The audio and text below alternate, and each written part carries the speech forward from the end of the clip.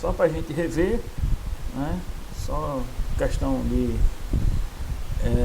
como a gente fala, de formalidade, né? A partir de agora estou gravando aí para vocês poderem assistir posteriormente, tá? Então, só relembrando a questão do NSPT, né? O NSPT é justamente o índice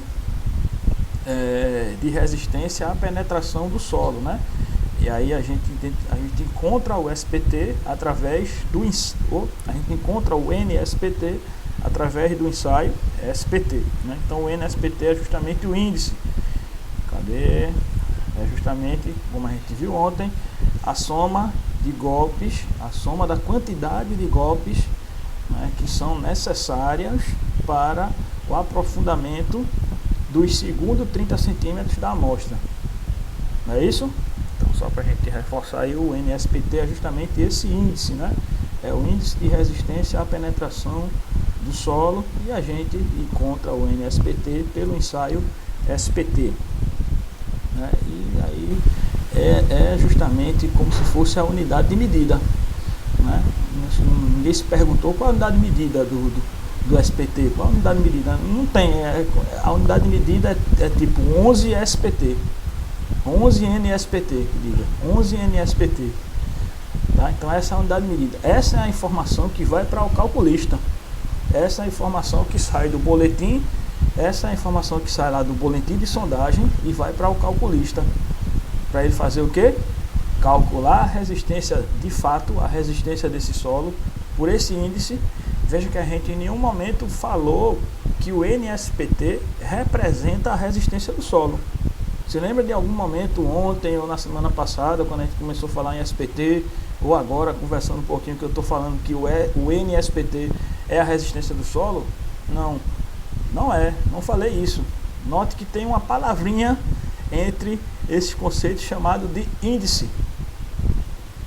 Então o NSPT ele é o índice de resistência à penetração do solo. Então com esse índice é que a gente calcula a capacidade de suporte do solo, que aí sim a gente pode dizer que é a resistência do solo. Beleza? E aí a resistência do solo é medido por toneladas por metro cúbico. É toneladas por metro cúbico, né? Beleza?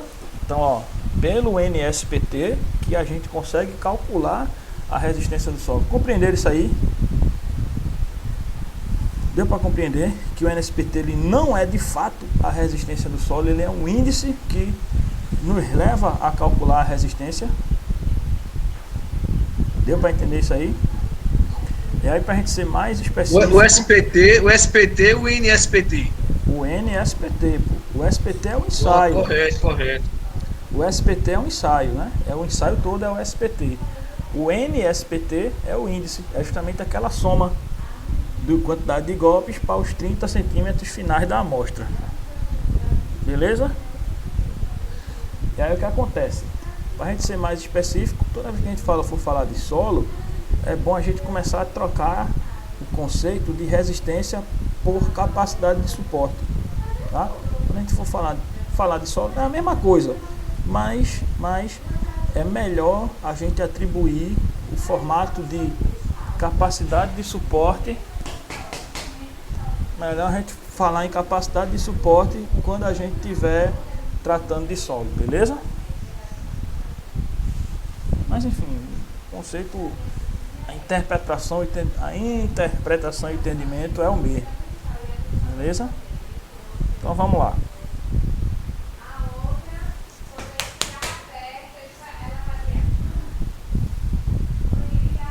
Então aqui, ó, e aí o SPT é considerado um método bastante preciso de investigação, né, como a gente já viu, né? E aí o que é que a gente vai dar um pulo aqui, um avanço.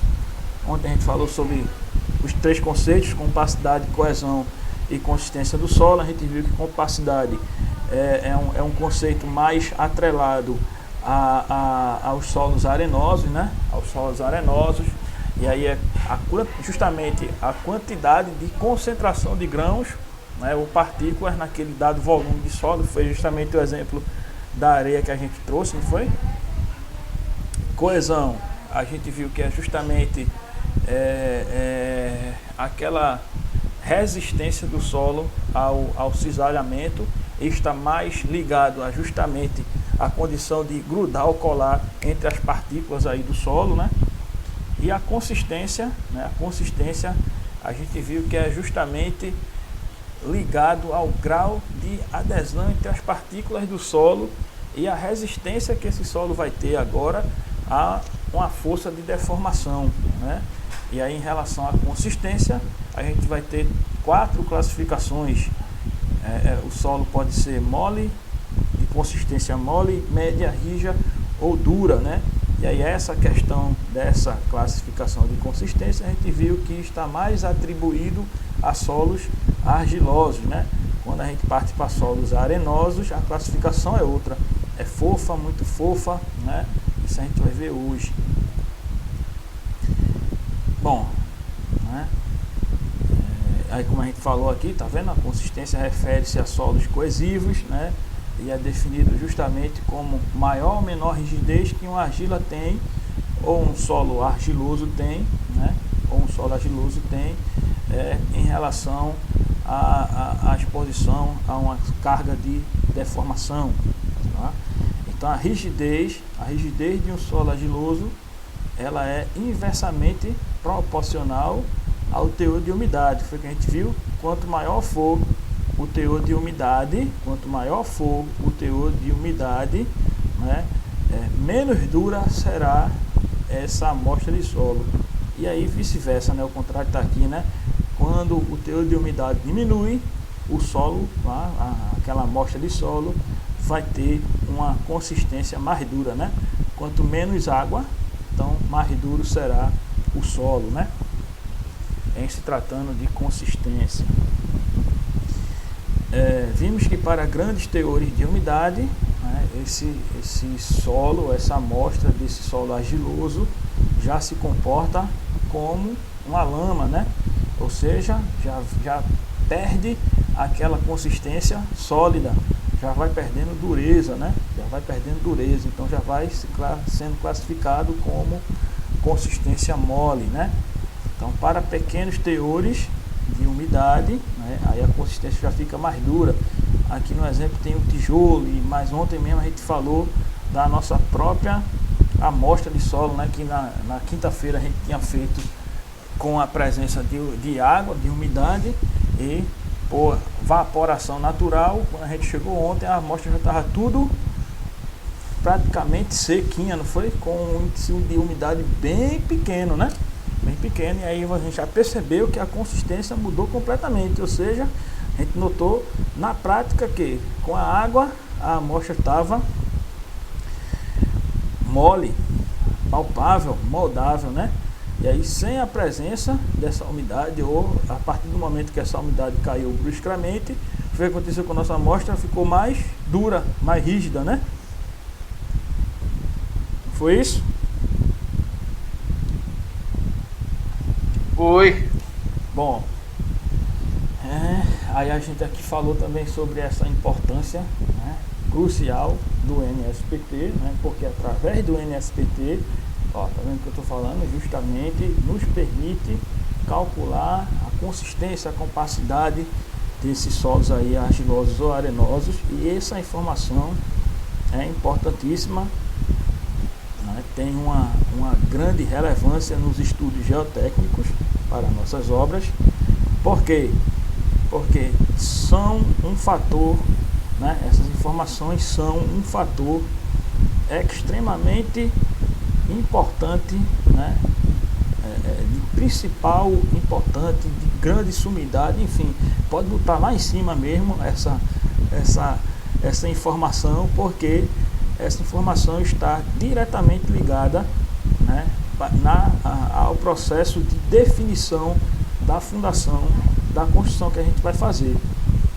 No que diz respeito ao tipo, né, em relação a tipo de fundações, a gente vai ver na próxima disciplina, que é de fundações, se vai ser uma fundação direta, se vai ser uma fundação profunda, se vai ter que ser uma fundação isolada, alternada, sendo direta, ou se vai ser uma fundação direta corrida. Enfim, a gente vai definir o tipo de fundação com essa informação, bem como o seu dimensionamento, bem como as dimensões da nossa fundação, beleza? Então essas informações de conhecimento do solo que nos traz essa característica ou esse resultado de capacidade de suporte por camadas no solo é uma informação de extrema importância na hora de definir o tipo de fundação e principalmente o dimensionamento dessa fundação, beleza?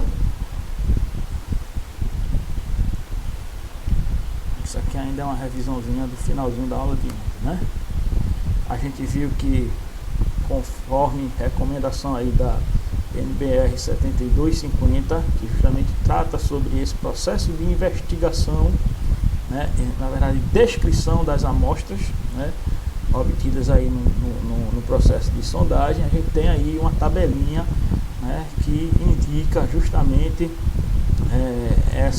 esse índice de resistência. Através do índice de resistência a gente define essas designações, essas características ou essas classificações para os solos arenosos e argilosos, partindo justamente de quem? Quem é o índice de resistência? A penetração, o NSPT. Através da informação do NSPT a gente consegue fazer essa classificação dos solos, se eles são por exemplo, de consistência dura, de consistência mole, ou se eles são um solo arenoso de compacidade fofa ou muito compacta. Enfim, isso a gente tira da norma e a gente precisa do NSPT para classificar o solo conforme essas situações. E aqui a gente tem a tabelinha, tá vendo? Dependendo do NSPT, a gente vai dizer, ó, para solos arenosos, né? Aí a gente vai ter a seguinte designação: se o NSPT for menor ou igual que 4, esse solo é um solo arenoso fofo. Se o NSPT variar de 5 a 8, então esse solo arenoso ele é pouco compacto. Se o NSPT varia de 9 a 18, então esse solo ele é mediamente compacto. Se o NSPT varia de 19 a 40, esse solo ele é compacto. E se esse NSPT for maior do que 40, esse solo arenoso será muito compacto. A gente pode dizer, por exemplo, que o solo arenoso ele tem consistência média, ou que o solo arenoso tem consistência muito mole. Não, né? Não, porque aqui já é uma designação de classificação para o outro tipo de solo, que aí é o solo argiloso. Beleza? Veja que para o solo arenoso a gente tem um tipo de classificação. Quando a gente parte aqui para outro grupo, que são os solos argilosos, aí a classificação é outra, né? Aqui a gente vai falar agora sobre a consistência, né? Nos solos arenosos a gente falava sobre compacidade, beleza? Tranquilo aí? Deu para entender? Professor, diga. Usando essa tabela aqui, assim, eu não sei se tem em outro lugar, o senhor que já passou por várias faculdades aí, assim, dependendo do golpe, dos golpes de 4 a 5, assim, um solo desse resistiria quantos quilos por metro, por centímetro, por... Isso que eu tô falando, aí aumentando, aí quantos... Tô entendendo não. Se exponha de uma forma mais compreensível. Veja só, em uma laje, quando você vai bater uma laje contra a piso, você não faz o cálculo, né, por centímetros quadrados, metros quadrados, para ver que cálculo? A carga, a carga de suporte. Vamos supor, 1 metro quadrado, essa laje resiste a tantos quilos de suporte, tantos quilos, tantas toneladas. Assim, dentro do golpe, dentro desse golpe de 15, de 5, de 6, de 15, de 30, quantas toneladas um solo desse existiria, né? Qual a capacidade de suporte desse solo, assim? Aí tem que ser engenheiro calculista para fazer. Era isso aí que eu queria saber mesmo. Tem que ser engenheiro calculista, tem que pegar a informação do NSPT, manda para o projetista, que é o engenheiro calculista, ele calcula isso daí e define a fundação. Beleza? Isso aí não é uma atribuição para para nós profissionais de nível médio, tá? E aí a gente pode até explanar, posso até reduzir assim a fórmula de calcular para mostrar, para apresentar a vocês, mas na disciplina de fundações a gente vê isso aí. Eu vou tentar enxugar um pouquinho, tentar ver se é possível enxugar a fórmula para trazer para um conceito de nível médio. Mas sim, se calcula, só que tem que ser o engenheiro calculista para calcular isso daí. Ô, professor. Ou softwares. Hoje em dia tem softwares que calculam isso daí. A questão do software é o seguinte. É saber aplicar e nem sempre ele é preciso. Então a gente pode partir de uma situação que você precisa até verificar a informação do software. E aí é confiar demais. Por isso que assim a atribuição é bem específica, tá? Para calcular esse tipo de cálculo, esse tipo de situação, engenheiro calculista. Liga, Roberto. Beleza aí, Edna?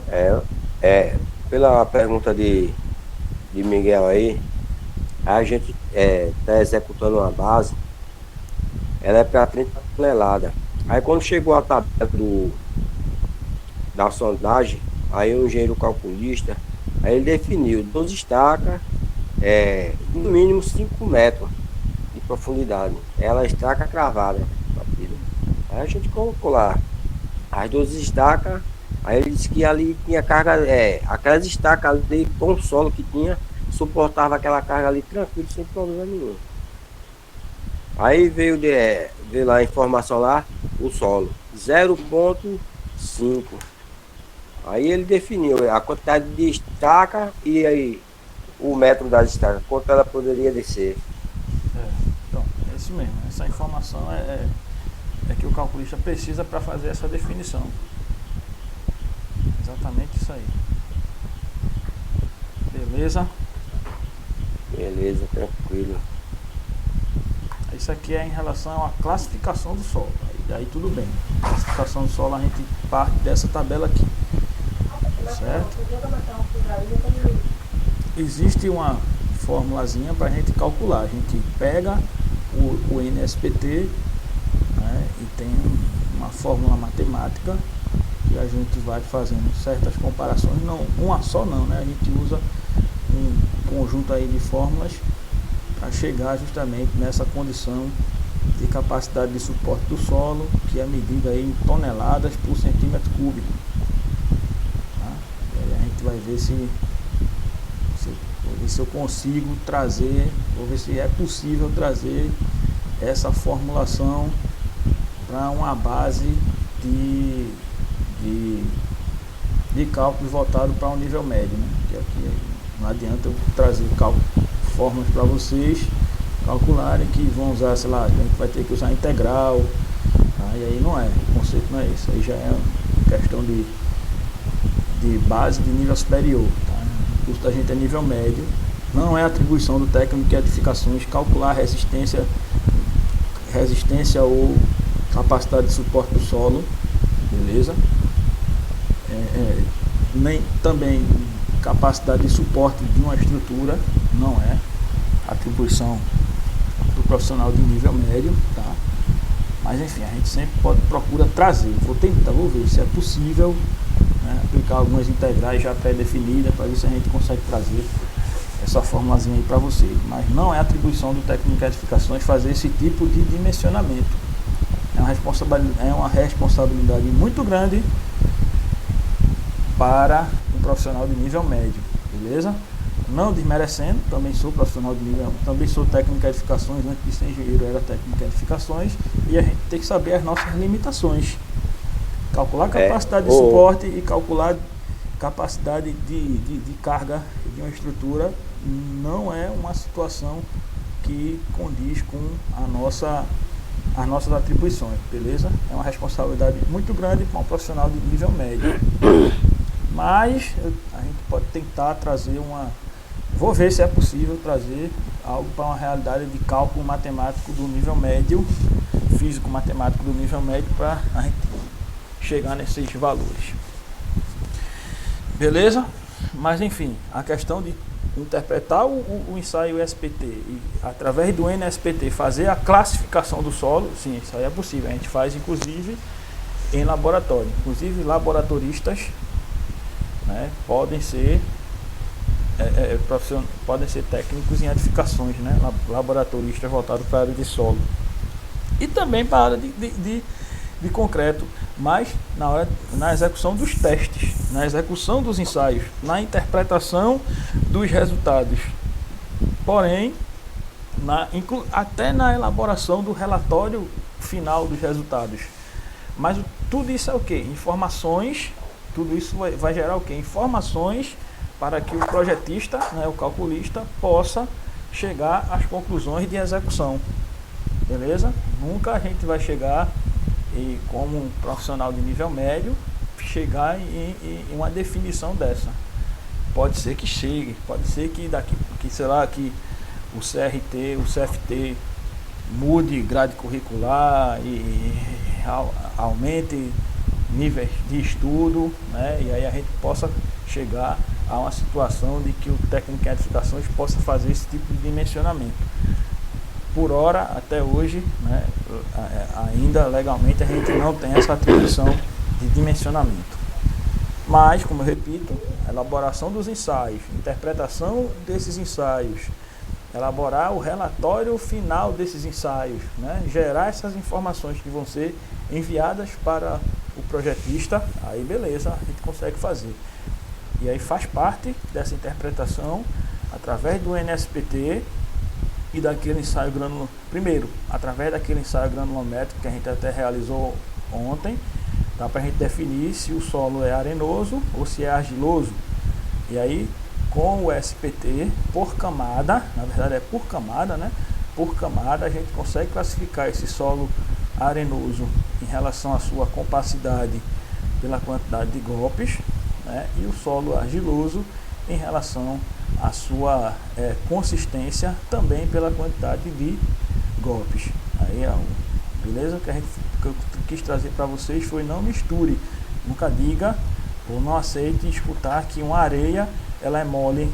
Não, a areia não é mole. Mole é classificação de consistência que é voltado para solo argiloso. Da mesma forma, não diga que uma argila está muito compactada. Não existe argila muito compacta. Vai existir argila dura. Classificação de compacta é para o solo arenoso, são para areias, beleza? Só para a gente não trazer essa falha conceitual em relação ao tipo de material e a sua descrição em relação à compacidade e consistência. Compacidade, solos arenosos. Consistência são características para solos argilosos, beleza? Não confundir aí esses conceitos e classificações inerentes, certo? Beleza? Roberto, falar alguma coisa? Acho que tu ia falar e eu estava... Não, mas em questão de que você estava falando aí, a responsabilidade, porque isso aí é área de engenheiro calculista mesmo. Essa base que eu estou executando, o dono perguntou para mim se eu fazia isso eu faço. Agora com a presença do engenheiro calculista, porque eu não sei o que é que tem aqui no solo. Quando a gente começou a escavar o solo, só tem aterro.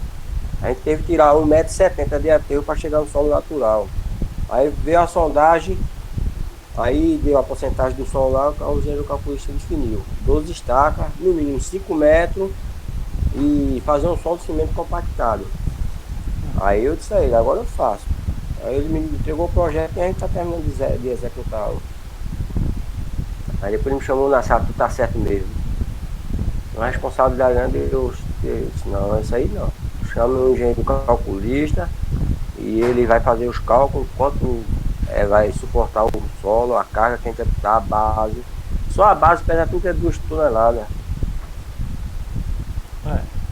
Justamente, é isso. Aí tem mais 32 da peça que a gente vai colocar em cima. Então, aí a responsabilidade é muito grande para um profissional de nível médio, né, pra gente. Agora pronto, realizar o ensaio, beleza. Saber quando o ensaio vai parar, saber quando o ensaio tem que parar. Aqui, ó, tranquilo, a gente consegue. A própria norma, Isso. a própria norma nos diz, né? A própria NBR nos diz.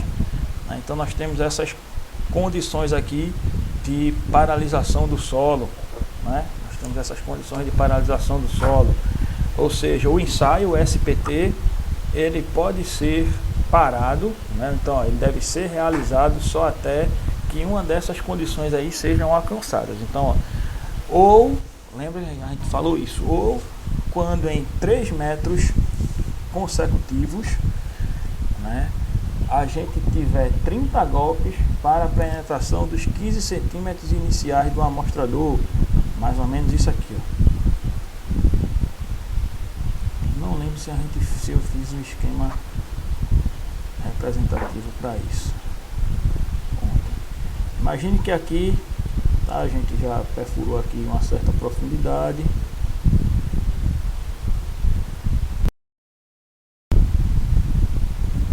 Vamos imaginar que aqui a gente 5 metros.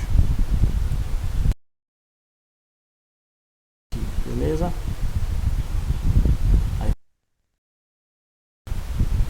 a gente ou 15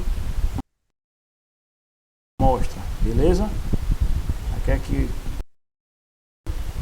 vamos dizer que nesse primeiro metro para os 15, né, para os 15 centímetros iniciais, a gente teve que proferir aqui, ó,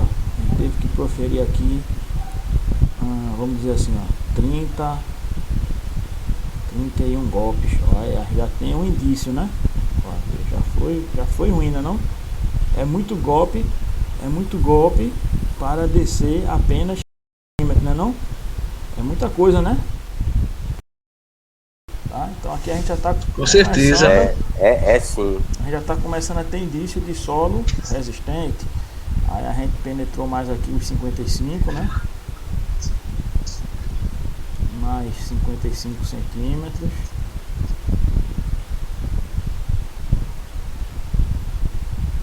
E chegamos aqui em 6 metros, né? Aí digamos que aqui de novo, nos 6 metros, ó. Aí a gente tome. E aqui, desculpa. Vem aqui, ó.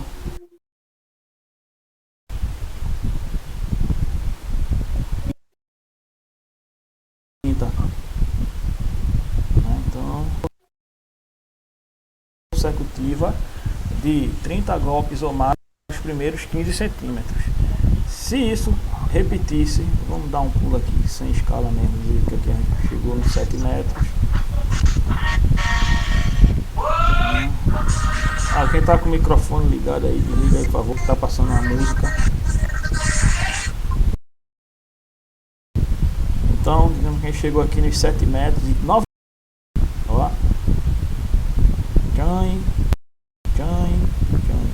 Os azulzinhos, cada um é 15. Aí, primeiros 15, novamente cerca de 30. Quer dizer, tem 3 metros consecutivos.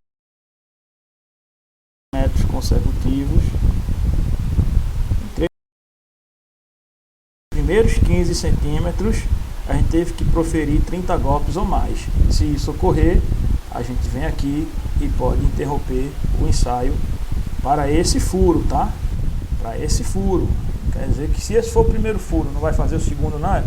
Vai, é em outro lugar. A gente para o ensaio desse furo, beleza? Beleza? Tranquilo aí? Então a gente para esse ensaio, quer dizer que a gente vai interromper o ensaio. A gente interrompe o ensaio por completo se esse for o último furo, né? Mas se a gente tiver 3 furos para fazer e esse for o primeiro, não vai deixar de fazer os outros 2, porque no primeiro furo teve essa característica. A gente sabe que uma faixa de solo de uma variação de 3 metros pode não dar um solo que a gente perfura aqui. E se a gente andar 3 metros, pode dar uma característica completamente diferente. Completamente diferente, né? Aí, beleza? Então não vai interromper o ensaio por completo. Você interrompe o ensaio daquele furo. Tranquilo? Professor, Eu. Esse exemplo que o senhor falou aí agora, de uma situação que, vamos supor aí, o cara precisa fazer 5 furos. Aí o primeiro furo encontrou uma condição dessa daí. Aí fica restando a gente fazer mais 4 furos. Esse furo que a gente, digamos que perdeu, a gente não faz mais ele Não, em outro lugar? não é que perdeu, não é que perdeu. Você chegou já no final, você já chegou em uma condição de solo com a capacidade suportável. Você chegou em uma condição de pare um ensaio, tá bom, já deu, já dá para sacar. É quase que impenetrável. Ah, então a gente vai usar o resultado que ele deu. E isso, até ali você tem um resultado. Até ali você tem um resultado. Entendeu? Veja, se para os primeiros 15 deu 30 e 31, para os outros vai dar algo disso aí ou mais. Então você vai ter NSPT em todos esses 3 metros. E os outros 5. Então você conhece o perfil do seu solo. Só que ali é uma situação que pare, senão daí para frente, meu velho, é só trabalho para conseguir até fazer os 55 centímetros de abertura. E você já está aí em uma camada de solo aceitável. Beleza? Beleza, valeu. E aí uma outra situação é, em 4 metros consecutivos, a gente precisar 50 golpes ou mais para a penetração dos 30 centímetros iniciais. Aí seria isso daqui, ó. Para os primeiros 30, que é aquele que a gente não considera, né? Na verdade, a gente não considera os primeiros 15, porque esses segundos 15 faz parte do NSPT, né? Mas lembra que em algum daqueles gráficos que eu mostrei a você, tinha 2 curvas, uma curva assim dos primeiros 30 e tinha uma outra curva assim dos segundos 30, que é exatamente o SPT, né? O NSPT, né? Então, se para os primeiros 30, né, foram proferidos 50 golpes ou mais, 50 golpes ou mais em 4 metros com profundidade, né? Essa primeira situação a gente analisa para 3 metros. Essa segunda situação de 50 golpes ou mais, aí tem que acontecer em 4 metros consecutivos. Aí a gente também para o ensaio, considera ali uma situação de solo de capacidade de suporte aceitável, beleza? Não é que perdeu aquele furo, tá? O conceito não é que perdeu aquele furo, é que você chegou em uma condição de que tem uma capacidade de suporte aceitável, beleza? É quase o conceito de impenetrabilidade que a norma sugere. E aí, uma outra situação é que em 5 metros consecutivos, né, para os 45 centímetros totais da amostra, a gente precise proferir mais de 50 golpes ou mais. Então a gente também para o ensaio daquele furo, tá? Ou como a gente já viu aí, obviamente, se a gente atingir a profundidade impenetrável que a NBR 6484 sugere, que é aqui, diz o que? Quando a gente ultrapassa 60 golpes para a penetração menor do que 30 centímetros, tá? Imagine você proferir 60 golpes e de repente atingir apenas 28 centímetros ou os próprios 30 centímetros.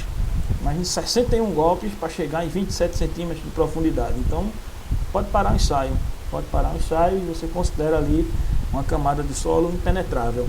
Quer dizer que você já conhece a estratificação daquele solo, você já conhece as camadas daquele solo, até uma situação de camada que tem uma capacidade de suporte elevada, considerada impenetrável. Beleza?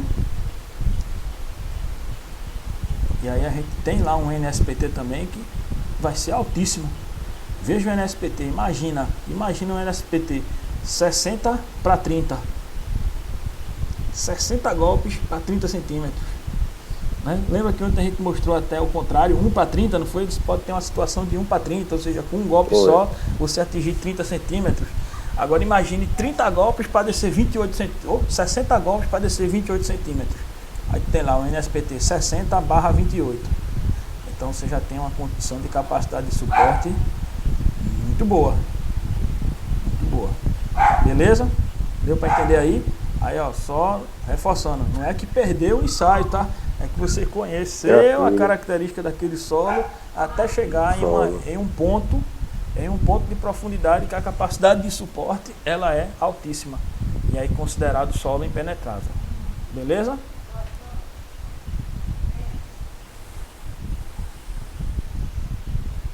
Bom, isso foi o que a gente viu no finalzinho da aula de ontem. Foi bem corrido, aí agora a gente explanou um pouquinho mais, tá certo?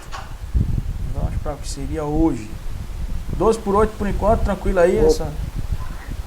Ok. Ô, professor. Diga. Positivo. 12 por 8. 12 por... Eu vou falar, aquela linha, qual o significado dela? Ela não ser reta, ela ser sempre curvada. Aonde? Do ensaio. Porque no relatório que a gente olha do ensaio, sempre a linha ela tem uma... É porque... Aquilo ali significa o quê? Então, você tem que ver a legenda. A legenda do seu ensaio. Deixa eu ver aqui. Tá, ok. Deixa eu ver aqui. É porque foi a aula que tu faltou na quinta-feira passada, não foi? Mas deixa eu ver se eu tenho aqui uma página aberta para mostrar aqui. Deixa eu ver aqui.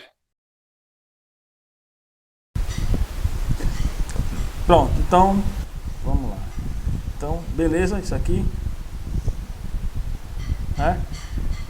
Então aqui é justamente essa situação, né? Beleza. Beleza. Certo? Então é assim. É isso que tem a ver. É isso que está nos dizendo aqui este camarada, tá? Aqui a gente tem a quantidade de golpes proferidos, né? Na verdade aqui a gente tem a representação do NSPT. O NSPT está aqui representado. Aí a gente vem aqui e marca ele, ó, 38. Aí vai lá, ó, 38 dentro do 40. Aí desce ele a uma profundidade de 1 metro. Marcou. O próximo, 44. Né? A gente vai lá no 44, ó, depois, a uma profundidade de quanto? 2 metros e 45. Aí vem cá em 2,45 e marcou o 44. Vou fazer esse próximo. Esse próximo aqui está em 37, né? Opa. 37 a 3 metros e 10. 37 aqui a 3 metros e 10. Baixou, né? Então a 3 metros e 10 aqui, ó. Então 37 aqui é o 40, 37 é um pouquinho, 35. 35 é aqui, 37 é duas casinhas, tá aqui. Marcado mais ou menos aqui, aí o gráfico viria para cá, ó. E assim vai, tá? Marcando a profundidade e representando aqui em cima o NSPT encontrado, traçando esse gráfico. Beleza? E aí é o gráfico do NSPT. Bom, então beleza. Vamos lá para a granulometria do solo, né? A gente já começou a ver isso ontem, vamos contextualizar. Primeiro, conhecer as partículas do solo, né? Então, no solo, né, as partículas elas são variadas, né? A gente vai ter partículas assim, ó, com grãos angulosos, com grãos subangulosos. Note que tem ângulos realmente aqui, né, formando assim. Então, isso é a característica dos grãos, né? Então, a gente tem grãos subarredondados, grãos realmente esféricos, grãos arredondados, tá? Então isso aí diz respeito ao formato das partículas. Isso é muito importante na determinação do índice de vazios, né? Do índice de vazios. Porque em uma amostra de solo, imagine agora aqui um tanto de solo, né? O que é que a gente tem aqui no solo? A gente tem os grãos. Esses grãos, vou desenhar assim bem chulo, bem chulo. Deixar ele bem fechadinho. Primeiro, porque eu desenhei uma porcaria de um recipiente tão grande, né? Então, diminui o recipiente melhor. Coisa linda. Um recipiente menorzinho. Então vamos lá. Veja, a gente tem grãos, né, na amostra do solo. E aí, ó, Os grãos representam a parte sólida. Então, tem aqui os grãos.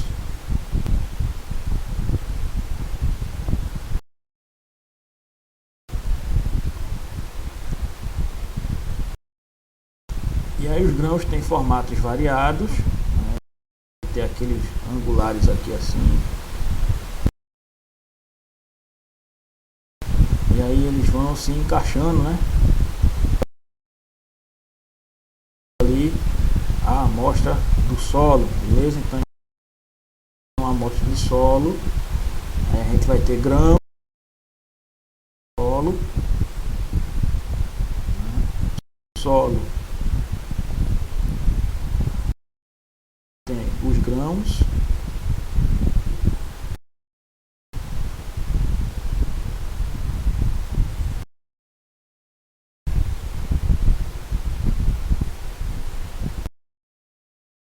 A gente tem a presença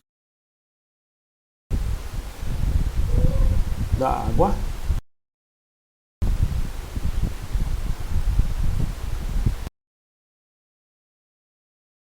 E a gente também tem o que aqui? O que é que a gente tem aqui também? Ar. Ar. Vazio. Beleza? Então, em uma amostra de solo, a gente vai ter grãos, presença de água e a presença do ar. Então, essa é a composição do solo. Os grãos do solo propriamente dita, água, né? Água que vai compor aí a umidade desse solo e vai preencher aqui esses espaços que ficam entre uns grãos e outro, dividindo esses espaços com a presença do ar. Então, numa amostra de solo, no solo a gente tem a presença de grãos, de água e de ar. Beleza? Beleza? Beleza. Ok. Bom, a granulometria do solo, né, vem a ser justamente a distribuição dessas partículas, né, constituintes em classes de tamanho que também são chamadas de frações granulométricas, né? Então essas classes de tamanho é o que a gente chama de frações granulométricas do solo. Existe uma classificação além dessa daqui, que a gente vai ver na próxima condição, no próximo slide aí, na próxima página a gente vai ver a classificação completa, conforme a recomendação da norma, né? Mas aí os materiais mais utilizados, né, o que a gente vai mais vivenciar são esses, né? Então a gente tem areia, silt e argila. Acima disso a gente tem pedregulho, pedra e matacão. A gente vê aqui na próxima distribuição. Mas, né, na nossa classificação das areias, né, a gente vai ter areia grossa, areia média e areia fina, com essa variação aqui de diâmetro. Note que a areia, de certa forma, vai variar de 0,6 a 0,2 milímetro, né? Aí a gente tem o silt variando de 0,002 a 0,006 milímetros, né? E aí, desculpa, né? A areia varia de 0,06 a 2 milímetros, né? A areia fica variando aqui, ó, de 0,06 a 2 milímetros. O silt vai de 0,06 até o 0,002 e menor do que 0,002 em relação ao diâmetro do grão. A gente tem justamente as argilas, né? Bem fininha, né? Que a gente até verificou ontem, parece talco, né? Parece um talco, pozinho bem fino, né?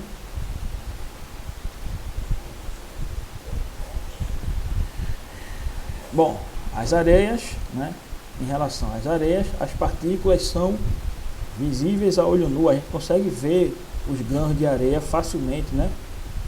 São bem cristalizados e até na condição de areia grossa é mais fácil da gente conseguir visualizar, mas mesmo o grão de areia fina a gente consegue visualizar até com não muita dificuldade os grãos, não é isso? Não consegue visualizar uma amostra. situação tranquila. Então, as areias são visíveis a olho nu. Os siltes, aí tem uma outra característica, quando secam, viram pó, né? Os siltes, quando secam, viram pó e são facilmente removidos das mãos e dos sapatos. Lembra que quando a gente fez o teste lá, se a gente abrir a torneira em água corrente e for silt, limpa a mão por completo? Naquele teste tátil, lembra no teste tátil que a gente fez? Se for silt, quando a gente abre a torneira, não precisa esfregar a mão assim, a mão fica limpa, não é isso? Diferente da argila, né? A argila, quando úmidas, são pegajosas e difíceis de ser removidas, né? Tanto nas nossas mãos quanto sapato, qualquer outro material. E foi justamente a outra situação. Quando a gente botou a água corrente, percebeu que a mão ainda ficou melada, teve que esfregar para limpar, né? Na argila, diferente do silt. E aí aqui a gente tem a classificação conforme a norma 6502, né? Então, em ordem crescente, digamos assim, em ordem crescente, temos primeiro a argila. Então são tipos de solo, vamos dizer assim, é um solo que tem a granulometria menor do que ou até 0,002 milímetros. Então, bem pequenininho o grão, né? Bem fininho. De 0,002 a 0,06 milímetros, aí a gente tem o silt. De 0,06 até 2 milímetros, a gente tem as areias. De 2 milímetros a 60 milímetros de diâmetro, a gente tem os pedregulhos. De 60 milímetros a 200 milímetros de diâmetro, a gente tem as pedras. Acima disso, a gente vai ter a classificação de matacão para os grãos do solo. Beleza? Então essa aí é a classificação oficial conforme a NBR 6502. Argila, silt, areias, pedregulho, pedra e matacão. Beleza? Tranquilo aí? Com suas respectivas variações aí de diâmetro. Bom, fases físicas do solo, né? Fases físicas do solo. O solo é formado pelas 3 fases físicas, né? Considerado aí na ciência. Então, o solo pode ter a fase sólida, líquida e gasosa, né? E são distribuídas em diferentes proporções. Então, ó, justamente, né? Partindo daquele conceito que a gente trouxe inicialmente para você, o solo ele é formado por partículas sólidas, que são os grãos, água e ar. Beleza? Então os vazios, né, os espaços que ficam entre um grão e outro do solo, a gente vai chamar de vazios. E esses vazios podem ser preenchidos por ar ou por água. Então dentro do solo a gente tem os 3 estados físicos aí da natureza. A gente tem sólido, líquido e gasoso. Sólido são os grãos do solo, e nos vazios, os espaços deixados entre esses grãos, a gente tem a presença de água e de ar. Beleza?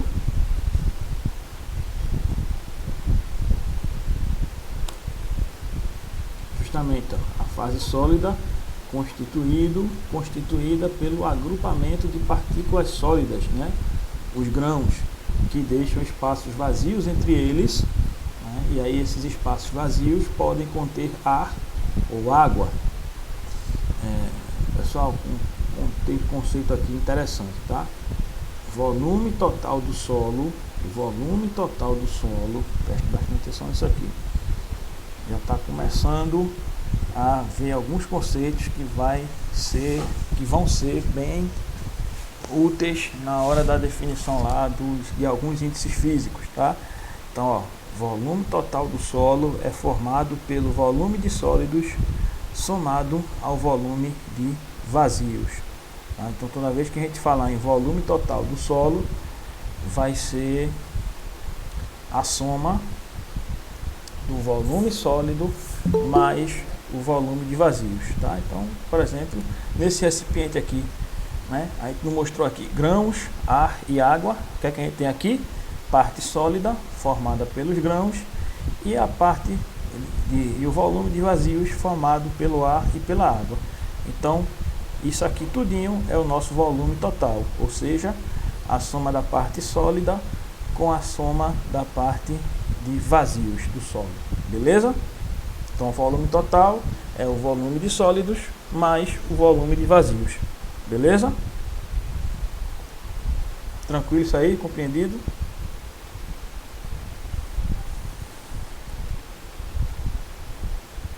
Bom, e aí aqui, quando é que a gente vai considerar que o solo é saturado? O solo vai ser considerado saturado quando seus vazios estiverem totalmente ocupados pela água. Ou seja, se de repente nessa amostra aqui que a gente mostrou a vocês, a água ocupasse todo o espaço a ponto de expulsar o ar. Imagine agora que a água saiu aqui, ó, ocupando todo o espaço vazio aqui desse solo, né? Todo foi ocupado aí, preenchido. Então, nessa amostra agora passou a ter apenas parte sólida e a água. Quando isso acontece, ou seja, todos os vazios do solo pela água, a gente diz que neste caso o solo é chamado de solo. Chamado não, né? O solo ele atinge a condição, né? Atinge o estado de solo saturado, beleza? Então vamos dizer que o solo ele é saturado quando os vazios desse estão completamente preenchidos pela, beleza? Saturado é quando os vazios desse solo estão totalmente ocupados pela água. E aí essa água que existe, né, dentro das camadas aí do solo, preenchendo esses vazios, elas são classificadas, elas têm uma classificação, né? Elas são distribuídas em alguns conceitos, dependendo da função que ela está ocupando ali no solo, beleza? Então vamos ver agora como é que a gente classifica essas águas aí presentes no solo. Então, nós temos uma chamada água de constituição. O que é a água de constituição? É aquela água que faz parte da estrutura molecular da partícula sólida. Em outras palavras, o que é uma água de constituição? É aquela água que está dentro do grão. Tá? Faz parte da constituição molecular do grão. Nem todos os grãos vão ter, mas, né, em algumas situações, o próprio grão, imagine o próprio grão tem molécula de H2O dentro. Beleza? Entendeu? Então a água de constituição é aquela água que está dentro do grão. Faz parte da constituição mineralógica do grão daquele solo. Beleza? Então essa aí é água constitucional. Ou água de constituição.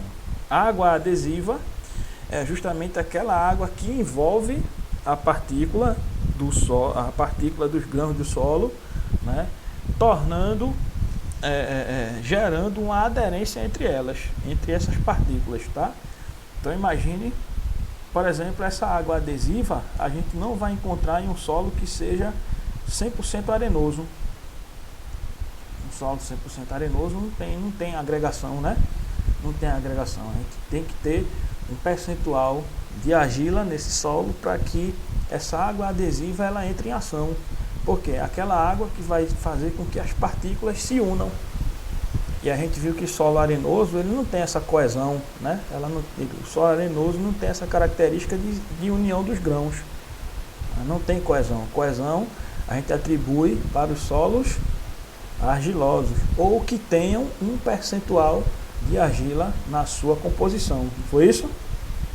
Então essa água é uma água assim, é funcional, né? Que a gente está vendo as funções da água. Então, se ela é uma água adesiva, quer dizer que aquele solo ou ele é argiloso ou ele tem algum percentual de argila na sua composição. E aí é justamente aquela água que vai interagir com esse percentual argiloso no solo e promover essa aderência entre as partículas de uma forma geral. Beleza? Tá dando para entender aí esses tipos de água? E a água livre é justamente a água que se encontra em uma determinada zona do terreno, né? Preenchendo aí, enchendo foi feio, peraí, pô, preenchendo, né? Todos os seus vazios, né? Então é uma água que ela vai estar lá preenchendo os vazios do solo, então ela não serve para... Já superou essa condição de adesão das partículas, está ali acumulada, como se fosse aquelas águas que ficam acumuladas. Você imagina, o solo já está tão saturado, seus vazios já estão todos preenchidos por água, e aí a água começa a ficar aflorante, né? Então aquilo ali é água livre do solo, é água que não tem essa função, não é constitucional, ou seja, não faz parte das partículas moleculares dos grãos, nem tem essa função de agregação. Então são águas livres, beleza? Estão ali preenchendo os vazios, saturando o solo. Tranquilo?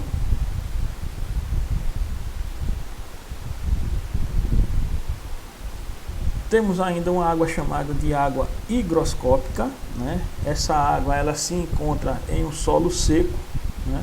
É a água que ainda se encontra em um solo seco, ao ar livre, né? Em função da água em vapor contida na atmosfera. Então você imagina assim, o solo lá está seco, o solo lá seco, solo seco, mas a atmosfera não tem não tem a umidade da atmosférica, não tem a umidade atmosférica. Então essa umidade atmosférica, ela também ela interfere na umidade do solo. Então essa água higroscópica é justamente essa água da umidade atmosférica no solo.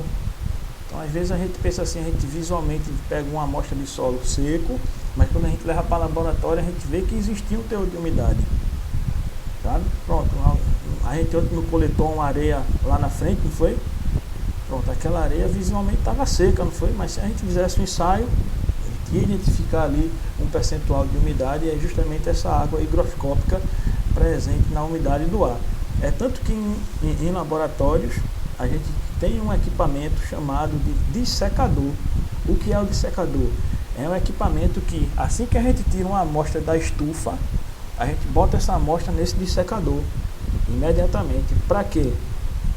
Para que ele sofra o resfriamento sem adquirir, sem, né, absorver a umidade do ar. É uma umidadezinha mínima, mas que interfere inclusive nesses ensaios. Tá? Então, Professor, naquele material que nós coletamos, eu poderia classificar essa água como adesiva, naquele material, sim? que material? Da areia, que o senhor está dando exemplo aí agora. Não, o solo estava seco. O solo estava seco. E a gente pegou um solo areno-argiloso, né? Então podia ter a função de adesivo atuando ali naquela argila, mas a água adesiva ela é só para agregar partículas. Visualmente o solo não estava seco, aparentemente, então isso é água Positivo. Da atmosfera. Aí só consegue percebê-la realmente com ensaio. Beleza? É água da umidade atmosférica. Beleza.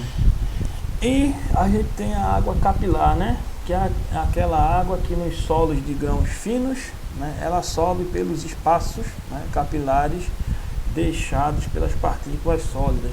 Enfim, a água capilar, vamos pensar assim, deixa eu ver, ela pode ser classificada inclusive como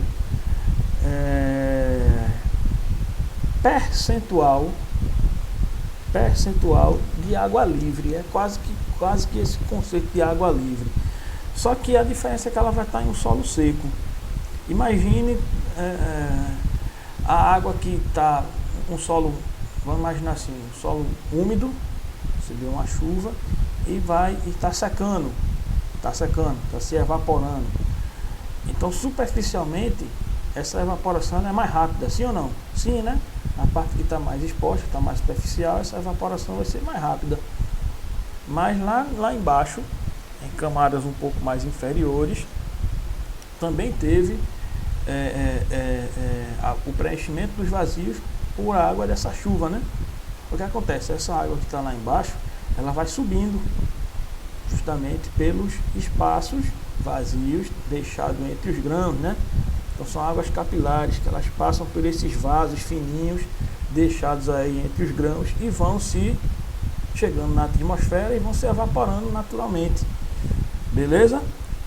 E lá embaixo o processo de evaporação é mais demorado, tá? Então elas vão meio que migrando por percolação e quando chegam nas camadas mais superficiais, a gente tem aí a evaporação dela, beleza? E aí a gente consegue uma outra classificação, outra característica em relação a esses três tipos últimos aí de água: a água livre, a água higroscópica e a água capilar. Elas podem ser totalmente evaporadas pelo efeito do calor, né, maior do que 100 graus Celsius, né? 100 graus Celsius aí. A gente chama de centígrados, mas Celsius, né? Corretamente. Então, elas podem ser evaporadas, né? Elas podem evaporar, né? Através do efeito do calor, né? Com a temperatura superior a 100 graus. Então é isso que a gente consegue, inclusive no ensaio, utilizando a estufa, né?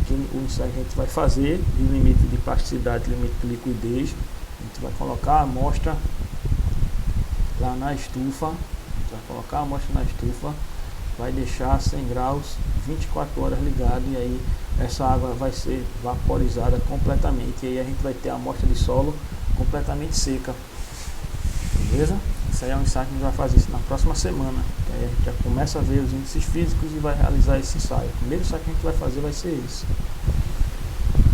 beleza? Já na terça-feira a gente já faz ele, já vai fazer ele, já vai iniciar. Na verdade, esse ensaio ele é feito em dois momentos: o primeiro momento, onde a gente prepara a amostra e coloca na estufa, e o segundo momento, quando a gente retira essa amostra e traz para cálculos e identificar aí o índice de liquidez do solo, o limite de liquidez do solo, beleza? Aí a gente vai fazer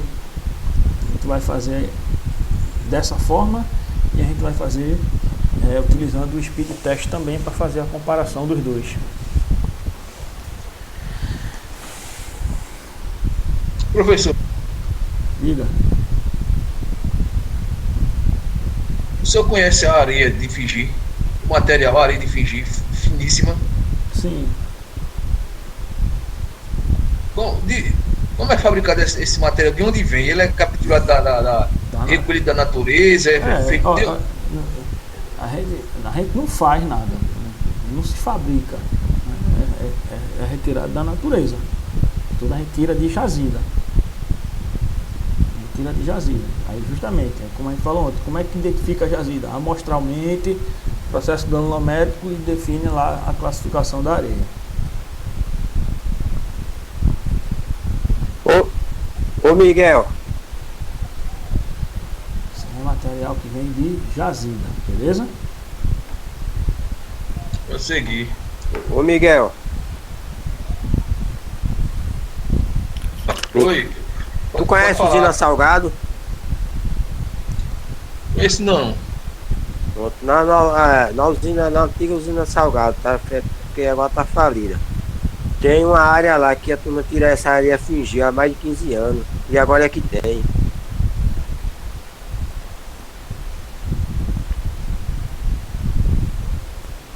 Bom, beleza? Mas enfim, na verdade, a gente não vai nem estar usando essa nomenclatura tecnicamente, né? Tecnicamente a gente vai definir areia como sendo areia fina, areia grossa e areia média, tá? A areia de fingir, na verdade, é uma areia que a gente vai usar na fabricação de argamassa, né? A gente mal usa para chapisco, geralmente usa para o revestimento. Acabamento. Para o acabamento, né? No chapisco a gente usa areia grossa.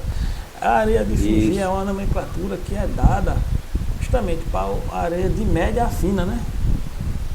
A areia de média a fina. Tá? Aí cuidado para não confundir, porque às vezes você pode querer fazer essa classificação e pede areia de fingir ao seu fornecedor. Aí, pô, usa o termo mais técnico, eu quero areia fina, areia média, areia lavada. Pô, mas areia lavada não é uma classificação de ordem técnica. Tá? Então, aqui a gente vai usar sempre esse termo da classificação geral, né? Aí, areia fina, média e grossa, beleza? Agora, ô professor, mas às vezes, principalmente aqui nos armazéns, não sei aí no cabo, mas aqui no armazém, as pessoas que trabalham no armazém, se você pedir uma areia média, eles não sabem o que é. Não, nem tem às vezes. Ou você pede uma areia grossa lavada ou fingir. Aí eles mandam. Mas se você pedir uma areia média, ele não sabe o que é. Mas tem situação que você pode chegar e pedir areia lavada e vir uma areia fina, e aí? Justamente, entendeu? É porque eles não sabem assim definir, não. Eles só falam assim, areia lavada grossa, pronto, aí ele manda. Aí uma areia fina, aí se areia fina. Eu mando voltar, rapaz. Eu mando voltar. Pode descartar essa areia que aqui na minha hora não entra não.